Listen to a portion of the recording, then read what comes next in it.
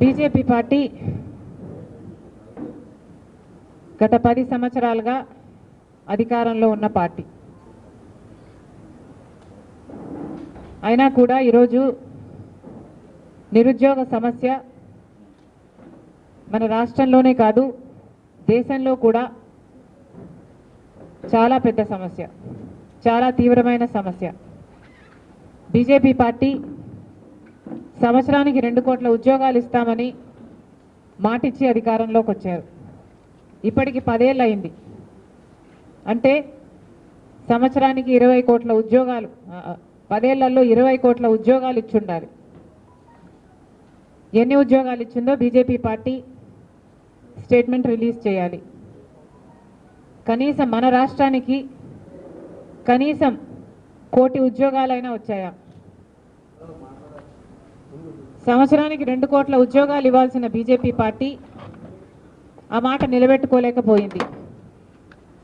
20 కోట్ల ఉద్యోగాలు ఇస్తామన్న BJP party మన రాష్ట్రాన్నే కాదు ప్రతి రాష్ట్రాన్ని, దేశంలోని ప్రతి రాష్ట్రాన్ని మోసం చేసిన పార్టీ, యువతను మోసం చేసిన పార్టీ బీజేపీ పార్టీ. మన దేశంలో నిరుద్యోగ సమస్య ఇంత తీవ్రంగా ఉంది కాబట్టే కాంగ్రెస్ పార్టీ ఈరోజు నేషనల్ లెవెల్లో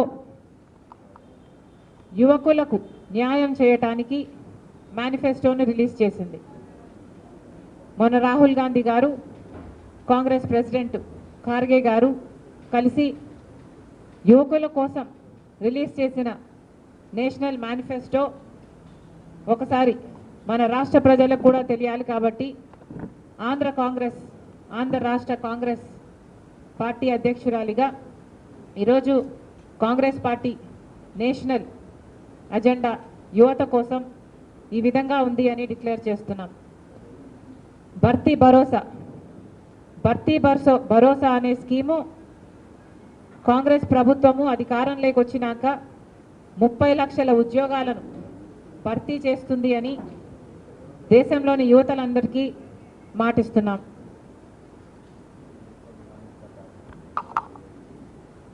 పక్కాగా మొదటి ఉద్యోగం ఇది ఎక్కడా లేని విధంగా అప్రెంటిస్షిప్కి హక్కు కల్పిస్తూ 25 సంవత్సరాలు తక్కువ వయసున్న ప్రతి డిప్లొమా హోల్డర్కి, డిగ్రీ హోల్డర్కి, గ్రాడ్యుయేషన్, పోస్ట్ గ్రాడ్యుయేషన్ ఇలాంటి ప్రొఫెషనల్ కోర్సులు చేసిన వాళ్ళకి ప్రైవేట్ లేదా ప్రభుత్వ సంస్థల్లో ఏడాది పాటు వాళ్ళకి అప్రెంటిస్షిప్ ఇస్తూ వాళ్ళ స్కిల్ డెవలప్మెంట్ కోసం రూపొందించిన పథకం. దీని ద్వారా స్కిల్ డెవలప్మెంట్ కోసం అప్రెంటిస్షిప్లో చేరిన ఈ యువకులకి సంవత్సరానికి 1,00,000 రూపాయలు ఇచ్చేలా రూపొందించిన పథకం. పేపర్ లీకుల నుండి విముక్తి కలిగిస్తామని కాంగ్రెస్ పార్టీ మాటిస్తుంది. ఇటీవల చూసాం, ఉత్తరప్రదేశ్లో అయితేనేమి, మొన్న పక్కన ఉన్న తెలంగాణలో అయితేనేమి పేపర్ లీకులు అయ్యి ఎంతమంది బిడ్డలు ఆత్మహత్యలు చేసుకున్నారో కూడా చూసాం. ఇలాంటివి కాకుండా ఉండడానికి కట్టుదిట్టమైన భద్రత, కఠినమైన కొత్త చట్టాల ద్వారా పేపర్ లీకులు అన్నది జరగకుండా ఉండేటట్టు చూస్తామని కాంగ్రెస్ పార్టీ మాటిస్తుంది. గిగ్ ఎకానమీలో సామాజిక భద్రత. గిగ్ ఎకానమీ అంటే అమెజాన్, జొమాటో లాంటి డెలివరీ బాయ్స్ అయితేనేమి, ఊబర్, క్యాబ్స్ లాంటి డ్రైవర్లు అయితేనేమి, ఇలాంటి వాళ్లకు సింగిల్ జాబ్ ఓరియంటెడ్గా పనిచేస్తున్న వాళ్ళకి ఈరోజు ఏ మాత్రం భద్రత లేదు. మొన్న చూసాం, ఒక అబ్బాయి డెలివరీ చేయడానికని వెళ్తే డెలివరీ చేసిన తర్వాత బయటికి అపార్ట్మెంట్ నుంచి బయటకు వస్తున్న క్రమంలో కింద పడితే, బాల్కనీ నుంచి కింద పడితే ప్రాణం పోయింది. కానీ ఆ అబ్బాయికి కనీసం ఇన్సూరెన్స్ కూడా ఇవ్వలేదు ఆ కంపెనీ. ఇలాంటివి జరగకుండా ఉండడానికి గిగ్ ఎకానమీలో పనిచేస్తున్న బిడ్డలకు అందరికీ బెటర్ వర్కింగ్ కండిషన్స్ ఉండేలా, వాళ్ళకు సోషల్ సెక్యూరిటీ కూడా ఉండేలా ఆ ప్లాట్ఫామ్స్ అన్నీ కూడా బాధ్యత వహించి గిగ్ ఎకానమీలో పనిచేస్తున్న వాళ్ళకి తగినంత గౌరవం తగినంత సెక్యూరిటీ ఇచ్చే విధంగా కొత్త చట్టాలు తీసుకొస్తామని కాంగ్రెస్ పార్టీ మాటిస్తుంది. యువ రోషిని ద్వారా 5,000 కోట్లతో ఒక కార్పస్ ఫండ్ ఏర్పాటు చేస్తామని, దీని ద్వారా 40 సంవత్సరాలు కంటే తక్కువ ఉన్న వారికి వారు ఏదైనా ఉద్యోగాలు ఏదైనా చిన్న స్టార్టప్లు చేసుకోవాలంటే వాళ్ళకి ఫండ్ ఇస్తామని కాంగ్రెస్ పార్టీ మాటిస్తుంది. ఇవన్నీ కాంగ్రెస్ పార్టీ ఆలోచన చేసింది అంటే ఈరోజు రాహుల్ గాంధీ గారు పాదయాత్రలో దిగ్విజయంగా జరుగుతున్న పాదయాత్రలో ఎంతోమంది యువకులు ఆయన దగ్గరికి వచ్చి ఈ సమస్యలు ఉన్నాయి, మేము ఈ సమస్యలు ఫేస్ చేస్తున్నాము, మమ్మల్ని పట్టించుకునే వాళ్ళు లేరు, ప్రభుత్వాలు ఉద్యోగాలు ఇవ్వటం లేదు, ప్రైవేట్ పరంగా ఏ ప్రభుత్వాలు కానీ ప్రోత్సాహాలు ఇవ్వటం లేదు, కార్పొరేషన్ల ద్వారా లోన్లు ఇవ్వటం లేదు, ఇలాంటి ఎన్నో సమస్యలు ఆయన ముందుకు వచ్చాయి. కాబట్టి కాంగ్రెస్ పార్టీ ప్రత్యేకంగా రూపొందించిన మేనిఫెస్టో యువకులకు న్యాయం చేసే ఈ మేనిఫెస్టో. ప్రత్యేకంగా ఆంధ్ర రాష్ట్రంలో యువకులకైతే న్యాయం జరగటం లేదు. ప్రత్యేకంగా ఆంధ్ర రాష్ట్రంలో నిరుద్యోగ సమస్య అతిపెద్ద సమస్యగా మారింది. లక్షల మంది బిడ్డలు ఈరోజు ఉద్యోగాలు లేక చిన్న ఉద్యోగాలు 8,000 రూపాయలకు 10,000 రూపాయలకు పనిచేసుకుంటున్న పరిస్థితి ఉంది ఈరోజు. ఎందుకు అని అడుగుతున్నాం. ప్రభుత్వాలు సమాధానం చెప్పాల్సిన అవసరం లేదా అని అడుగుతున్నాం. ఈరోజు కాంగ్రెస్ పార్టీ ప్రశ్నిస్తుంది ప్రభుత్వాన్ని, మీరు 2,30,000 ఉద్యోగాలను ప్రభుత్వ ఉద్యోగాలను భర్తీ చేస్తాము అని మాటిచ్చి మీ ఎన్నికల ప్రచారాల్లో మీరు మాటిచ్చి అధికారంలోకి వచ్చారు. 2,30,000 ఉద్యోగాలు ప్రభుత్వ శాఖల్లో ఖాళీగా ఉన్నాయి. చంద్రబాబు గారు, అప్పటి ముఖ్యమంత్రి చంద్రబాబు గారు వాటిని భర్తీ చేయలేదు. ఎందుకు చేయలేదు అని ప్రశ్నించారు. ఆ రోజుల్లో చంద్రబాబు గారు 23,000 టీచర్ ఉద్యోగాలు ఖాళీగా ఉంటే ఎందుకు 7,000నే భర్తీ చేస్తున్నారు, సిగ్గులేదా అని తిట్టిన మీరు అధికారంలోకి వచ్చిన తర్వాత మెగా డిఎస్సి వేసి అన్ని టీచర్ ఉద్యోగాలను భర్తీ చేస్తాం, 25,000 టీచర్ ఉద్యోగాలను భర్తీ చేస్తామన్న మీరు ఈరోజు ప్రభుత్వం ఏం చేస్తుంది అని జగన్మోహన్ రెడ్డి గారు రాష్ట్ర యువతకు సమాధానం చెప్పాల్సిన అవసరం ఉంది. 2,30,000 ఉద్యోగాలు ఆ రోజు ప్రభుత్వ శాఖల్లో ఖాళీగా ఉన్నాయి అన్నారు. ఏపీపీఎస్సీ ద్వారా వాటిని అన్నింటినీ భర్తీ చేస్తాము అన్నారు. మరి ఈరోజు ఎన్ని భర్తీ చేశారు? ఎన్ని భర్తీ చేయలేదు. కనీసం 10% కూడా భర్తీ చేయలేదు. కనీసం 2% కూడా భర్తీ చేయలేదు. మీకు కావాల్సిన వాళ్లకు, మీ కార్యకర్తలకు మీకు కావాల్సిన ఉద్యోగాలు ఇచ్చుకొని వాటిని పర్మనెంట్ చేస్తామని చెప్తున్నారు తప్పితే 2,30,000 ఉద్యోగాలు ప్రభుత్వ శాఖల్లో భర్తీ చేస్తాము, ఖాళీగా ఉన్నాయని చెప్పిన మీరు ఎందుకు చేయలేదు అని అడుగుతున్నాం. కనీసం మీరు చేయకపోగా, బిడ్డలకు సమాధానం ఇవ్వకపోగా ఈరోజు మెగా డిఎస్సి వేస్తామని చెప్పిన మీరు 2,30,000 ఉద్యోగాలు ఒక పక్క వేయకపోగా ఈరోజు 23,000తో మెగా డిఎస్సి వేస్తారు అని 5 సంవత్సరాలుగా పిల్లలు ఈ రోజు వరకు ఎదురు చూస్తూనే ఉంటే ప్రభుత్వం ఈరోజు చేసింది ఏమిటి అంటే ఒక దగా డిఎస్సి 6,000 ఉద్యోగాలతో ఒక దగా డిఎస్సి విడుదల చేశారు.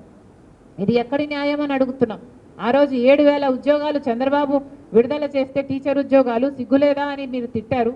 మరి మీరు 6,000 ఉద్యోగాలే భర్తీ చేస్తున్నారు అంటే, దానిల కోసమే మీరు పరీక్షలు నిర్వహిస్తున్నారు అంటే, అంతకే మీరు నోటిఫికేషన్ ఇచ్చారంటే, అది కూడా ఇంత ఆఖరి మూమెంట్లో ఇంకా ఎలక్షన్లు 2 నెలలు ఉన్నాయి అనంగా మీరు విడుదల చేశారు అంటే మీకు ఏం చిత్తశుద్ధి ఉంది అని అడుగుతున్నాం. ఇన్ని రోజులు ఏం చేశారు? 5 సంవత్సరాలుగా ఏం చేశారు? మీకు ఆ రోజే తెలుసు 2,30,000 ఉద్యోగాలు ఖాళీగా ఉన్నాయి, భర్తీ చేస్తాము అన్నారు. మీకు ఆ రోజే తెలుసు 23,000 ఉద్యోగాలు టీచర్ ఉద్యోగాలు ఖాళీగా ఉన్నాయని తెలుసు. మరి 5 సంవత్సరాలు మీరు ఇవ్వకపోగా లాస్ట్ 2 నెలలు ఇచ్చారంటే మరి ఇన్నేళ్ళు ఏం చేశారు? మీరు గుడ్డి గుర్రాలకు పళ్ళు తోమారా? రాష్ట్ర ప్రజలకు సమాధానం చెప్పాలి, మన బిడ్డలకు సమాధానం చెప్పాలి. ఎంతమందికి ఉద్యోగాలు ఇస్తున్నారు? ఈరోజు ఉద్యోగాలు లేక బిడ్డలు ఆత్మహత్యలు చేసుకుంటున్నా పట్టించుకునే వాళ్ళు లేరు. మేము కాంగ్రెస్ పార్టీ దానికి విరుద్ధంగా, మీ చర్యలకు విరుద్ధంగా మేము ధర్నా చేయాలని అనుకుంటే ఏం చేశారు? ఎంతమంది కాంగ్రెస్ పార్టీ నాయకుల్ని ఎంతమంది ఎక్కడికక్కడ హౌస్ అరెస్ట్లు చేశారు. అసలు ఒక ప్రోగ్రామ్గా తీసుకొని ఒక యువకులంతా, యూత్ కాంగ్రెస్ అంతా, ఎన్ఎస్యుఐ అంతా మొత్తం అందరూ కలిసి చేస్తే ఎక్కడికక్కడ అరెస్టు చేశారు. తీరా కాంగ్రెస్ పార్టీ అధ్యక్షురాలుగా నేను కూడా చెయ్యబోతే, తీరా నన్ను కూడా హౌస్ అరెస్ట్ చేయబోతే తప్పించుకొని వచ్చి ఆఫీస్లోనే, కాంగ్రెస్ పార్టీ ఆఫీస్ ఇదే బిల్డింగ్లో రాత్రంతా గడపాల్సి వచ్చింది. పోలీసుల నుంచి తప్పించుకోవడం. మేమేమైనా టెర్రరిస్టులమా? మేమేమైనా క్రిమినల్స్మా? ఎందుకు చేస్తున్నారు ఇలా అని అడుగుతున్నాం. కనీసం ప్రజలకు, ప్రతిపక్షాలకు కనీసం నిరసన చేసే హక్కు కూడా లేదా? తీరా అంతా చేసి మమ్మల్ని మేము కాపాడుకొని నెక్స్ట్ రోజు ధర్నా చేస్తే మమ్మల్ని తీసుకెళ్ళి ఈడ్చుకెళ్ళి పోలీస్ స్టేషన్లలో పడేశారు. పోనీ దాంతోనైనా మీకేమైనా చలనం వచ్చిందా? ఉద్యోగాలు ఇచ్చారు అంటే ఏం చేశారు? పోలీసులను వాడుకుంటున్నారు, మీ అధికార దుర్వినియోగం చేస్తున్నారు తప్పితే అసలు మీకు బీజేపీ పార్టీకి ఏమిటి తేడా అని అడుగుతున్నాం. బీజేపీ పార్టీ వాళ్ళకి ఇష్టం లేని వాళ్ళ మీద, వాళ్ళ కోపం వచ్చిన వాళ్ళ మీద ఈడీని ప్రయోగిస్తుంది, ఇన్కమ్ ట్యాక్స్ని ప్రయోగిస్తుంది. మీరు కూడా అంతే కదా, పోలీసులను ప్రయోగిస్తున్నారు. మరి మీరు బీజేపీ వారసులు అని మీరు అనిపించుకుంటున్నారు కదా, మీరు బీజేపీ వారసులు కాకపోతే మరి ఏమిటి? ఇది ఏం పద్ధతి అని అడుగుతున్నాం. బీజేపీ పార్టీ యువకులను మోసం చేసింది. 2 కోట్ల ఉద్యోగాలు సంవత్సరానికి ఇస్తామని చెప్పి ఇక్కడ జగనన్న గారు కూడా మన యువకుల్ని మోసం చేశారు. 2,30,000 ఉద్యోగాలు మన యువకులకు ఇస్తామని చెప్పి మరి మీకు బీజేపీ పార్టీకి ఏమిటి తేడా? మీరు ముమ్మాటికి బీజేపీ వారసులనే నిరూపించుకుంటున్నారని మళ్ళీ చెప్తున్నాం. ఏమా ఎనీథింగ్ ఎల్స్?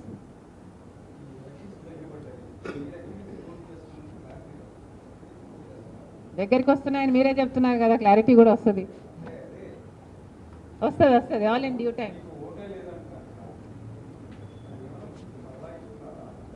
ప్రక్రియ జరుగుతుంది. ఓకే, అంతేనమ్మా.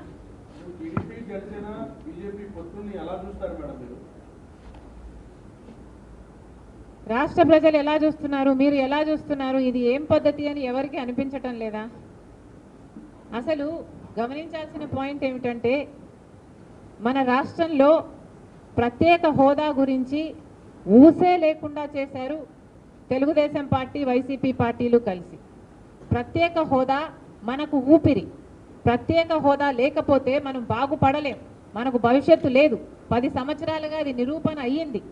అయినా కూడా ఈ 10 సంవత్సరాలలో ఎమ్మెల్యేలు, ఎంపీలు ఇంతమంది అధికారంలో ఉండి కూడా అసలు ఊసే లేకుండా చేశారు. అసలు ఆ మాటే లేకుండా చేశారు. ప్రత్యేక హోదా అన్న అంశమే లేకుండా చేస్తున్నారు కదా. ఈరోజు మేము కాంగ్రెస్ పార్టీగా వచ్చి మేము కొట్లాడుతున్నాం తప్ప ప్రత్యేక హోదా గురించి తెలుగుదేశం పార్టీ కానీ, చంద్రబాబు గారు కానీ, వైసీపీ జగన్మోహన్ రెడ్డి గారు కానీ ఒక్క నిజమైన ఉద్యమమైనా చేశారా అధికారంలో ఉండి, ముఖ్యమంత్రులుగా ఉండి అని అడుగుతున్నాం. ఈరోజు ప్రత్యేక హోదా మనకు బీజేపీ పార్టీ ఇవ్వలేదు, పోలవరం ప్రాజెక్టు ఇవ్వలేదు, మనకు రాజధాని ఇవ్వలేదు. ఒక్క హామీ కూడా నెరవేరకపోతే మరి చంద్రబాబు గారు బీజేపీ పార్టీతో ఎందుకు పొత్తు పెట్టుకుంటున్నారో సమాధానం చెప్పాలి. ఏం చేసింది బీజేపీ పార్టీ అని పొత్తు పెట్టుకుంటున్నారు? బీజేపీ పార్టీ ఇంత మోసం చేస్తే, ఇంత వెన్నుపోటు పొడిస్తే చంద్రబాబు గారు అంతగా తిట్టి, అంతగా దూషించి మళ్ళీ ఈరోజు రాష్ట్రం కోసమని నేను పొత్తు పెట్టుకుంటున్నానని చెప్తున్నాడంటే ఇంకా ఏమనాలి మనిషిని? ఈ పెద్ద మనిషి ఊసరి వాళ్ళ కంటే ఎక్కువ రంగులు మారుస్తున్నారు కదా. ఫస్ట్ ఏమో ప్రత్యేక హోదా కోసం పొత్తు పెట్టుకుంటున్నానని చెప్పాడు, ఎన్నికలు గెలిచాడు, వాళ్ళ క్యాబినెట్లో అధికారం కూడా అనుభవించారు. ఆ తర్వాత లేదు అని తిట్టి మరీ బయటకు వచ్చారు. ఇప్పుడు మళ్ళీ మెచ్చుకొని మేము గౌరవిస్తున్నామని చెప్పి మళ్ళీ చేరుతున్నారు. దేనికండి మీకు గౌరవం? పవన్ కళ్యాణ్ గారు కూడా అడుగుతున్నాను, మోడీ అంటే అపారమైన గౌరవం అన్నారు. దేనికి మీకు అపారమైన గౌరవం? మనకు పోలవరం ఇచ్చినందుకు మీకు అపారమైన గౌరవమా? మమ్మల్ని రాజధాని ఇచ్చినందుకు మీకు అపారమైన గౌరవమా? స్పెషల్ చేసి ఇచ్చినందుకు మీకు అపారమైన గౌరవమా? ప్రజలకు సమాధానం చెప్పాల్సిన అవసరం ఉంది. జగన్మోహన్ రెడ్డి గారిని కూడా అడుగుతున్నాం, మీరు ఇంకా తెలివైన వాళ్ళు, మీ పొత్తులు కనిపించవు. ఎందుకంటే మీ అక్రమ పొత్తులు, మీ రహస్య పొత్తులు. చంద్రబాబు గారైనా బహిరంగంగా ప్రజలకు చెప్పి పొత్తులు పెట్టుకుంటున్నారు, జగనన్న గారైతే రహస్యంగానే పొత్తులు పెట్టుకుంటున్నారు. ఇన్ని సంవత్సరాలుగా బీజేపీ పార్టీని ఒక్క ప్రశ్న అడిగింది లేదు. ఇన్ని సంవత్సరాలుగా ఎన్ని బిల్లులు ఉంటే ప్రతి బిల్లులకు మద్దతు ఇచ్చారు జగన్మోహన్ రెడ్డి గారు. ఇన్ని సంవత్సరాలుగా ఎక్కడ వాళ్ళకి ఏ అధికారం కావాలైనా బీజేపీ పార్టీ నాయకులకి మనది పెట్టిందే, ఇక్కడే అడ్డా అన్నట్టుగా ఏది కావాలంటే బీజేపీ పార్టీకి, ఏ ప్రాజెక్ట్ అయినా బీజేపీ పార్టీ తీసుకోవచ్చు, ఏ అధికారమైనా బీజేపీ పార్టీ తీసుకోవచ్చు, ఏ దేనికైనా రెడీ అన్నట్టుగా జగన్మోహన్ రెడ్డి గారు వ్యవహరిస్తూ బీజేపీ బానిసలుగా మీరు ఎందుకు వ్యవహరిస్తున్నారు అని అడుగుతున్నాం. బీజేపీ పార్టీకి తెలుసు అవినీతి చేస్తున్నారు అని బీజేపీ పార్టీ చెప్తూనే ఉంది. మద్యం మాఫియా అంటారు, మైనింగ్ మాఫియా అని చెప్తున్నారు, వాళ్ళ నాయకులే వచ్చి మాట్లాడుతున్నారు. మరి మీకు తెలిసినప్పుడు మీరు ఎందుకు ఏ యాక్షన్ అయినా తీసుకోవడం లేదు ప్రభుత్వం మీద? ఈరోజు మద్యం మాఫియా ఎంత భయంకరంగా జరుగుతుంది. ఈరోజు మన రాష్ట్రంలో మద్యము డిజిటల్ పేమెంట్సే లేవు. ఎవడు మద్యం కొనడానికి వెళ్ళినా క్యాషే, అంటే క్యాషే పెట్టి కొనాలట, డిజిటల్ పేమెంట్సే లేవు. మరి మీరు క్యాష్ పెట్టి కొంటుంటే అసలు అసలు ఎంతకు అమ్ముతున్నారు, ఎంత అమ్ముతున్నారు, స్టేట్ ట్యాక్స్ ఏంటి, సెంట్రల్ ట్యాక్స్ ఏమిటి, అసలు పద్ధతి పాడు ఏది ఉండాల్సిన పని లేదా? కేంద్రంలో అధికారంలో ఉంది, మీరు వాచ్ డాగ్స్ కాదా బీజేపీ పార్టీ? మీరు ఇక్కడ యాక్షన్ తీసుకోవాల్సిన అవసరం లేదా? మీ ఈడీలు, సిబిఐలు, మీ ఎంక్వైరీలు ఇక్కడ ఏం పనిచేయవా? మీకు తొత్తులుగా ఉన్న వారి దగ్గర పనిచేయవు, మీకు వ్యతిరేకంగా ఉన్న వాళ్ళ దగ్గర పనిచేస్తాయి, వాళ్ళని మళ్ళీ లొంగ తీసుకోవడం కోసమే. ఇది ఏం పద్ధతి అని అడుగుతున్నాం. మాఫియా జరుగుతుందని తెలుసు, లిక్కర్ మాఫియా అని మీరే చెప్తున్నారు, సిద్ధమని పెద్ద పెద్ద సభలు పెడుతున్నారు. ఒక్కొక్క సభకి 90 కోట్ల రూపాయలు అవుతుందట.